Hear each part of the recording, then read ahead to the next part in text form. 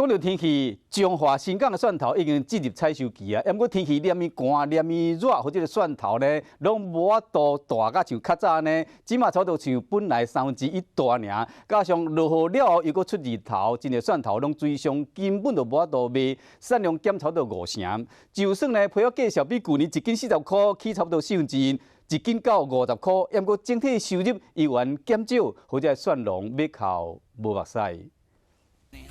蒜农无用咧采收，但是沤起来蒜头竟然只有原本的1/3。啊，你扣啊，搁较迄落。哦，你炒3倍吼。嘿啊，因为上哦，就较无爱啊，大家嘛爱大粒啊。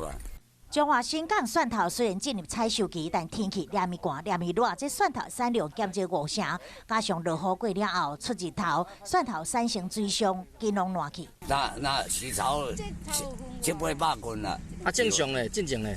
正常拢1000瓦2000啊，做成安尼，你感觉就上大原因是安那？气候哪有关系啦？那看啊，连啊，我看到目屎咁要流了。虽然产地批发价对去年1斤40块起到即马1斤50，蒜农整体收入也是减少。来到市场，零售价是起到1斤130，比去年贵20块。平常之前过年前大概那个110至120左右。伊有伊个提升免疫力的作用，真正较侪人在问。较侪人在问吼。好加几成？起码有上起码叫你炒到2成。 虽然蒜头变贵，但是为着对抗武汉肺炎，真侪民众食蒜头增加抵抗力。